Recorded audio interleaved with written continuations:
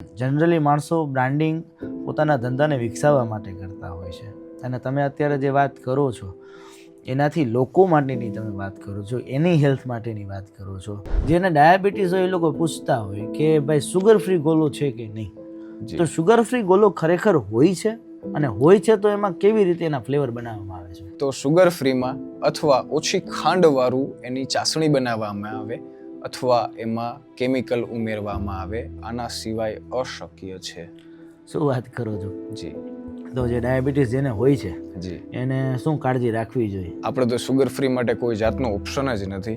અચ્છા, તમે sugar free રાખતા જ નથી? રાખતા જ નથી આપણે. Okay. અને ડાયાબિટીસ વાળા કોઈ પેશન્ટ આવે આપણા ક્લાયન્ટ બનીને તો આપણે એમને લો સુગર ગોલો પ્રિફર કરીએ છીએ. એટલે એનો મતલબ એ છે કે આવે છે તો ખાંડ વાળું છે. જી. બીજી જગ્યાએ પણ ક્યાંક સુગર ફ્રી મળતું હોય છે, પણ એ થોડુંક હેલ્થ માટે કાળજી તો રાખવી જરૂરી. કાળજી રાખવી જરૂરી છે. અથવા તમારે સાકરનો ઉપયોગ કરવો પડે, પણ એને બી ઓછી માત્રામાં ઉપયોગ કરવો પડે. ટોટલ કેટલી ફ્લેવર્સ આપો છો? આપણી પાસે અત્યારે લગભગ 40 થી પણ વધારે અલગ અલગ ફ્લેવર્સના આપણી પાસે ગોલા છે. હવે નેચરલની વાત કરીએ તો અમે ચીકુ આપીએ છીએ.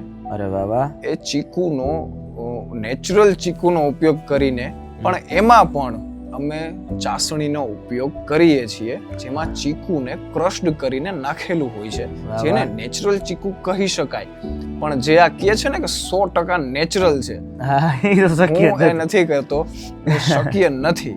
ઓકે જી. ટૂંકમાં ચોકલેટને એક્સટ્રેક્ટ કરવી હોય પણ એમાં ચોકલેટનું જે ફૂડ કેમિકલ આવે એ તો નાખવું ઉમેરવું જ પડે. મારા ફાધરનો એક જ મોટો છે, એ અમને અવારનવાર હાલતા ને ચાલતા અમને કહે બરાબર કે ભાઈ વેપાર ખાલી કરી લેવો વેપાર નથી, ખાલી પૈસા લઈ આવવા જ વેપાર નથી. બરાબર. ગ્રાહકના સ્વાસ્થ્ય અને એના ખિસ્સાની સંભાળ એ જ સાચો વેપાર.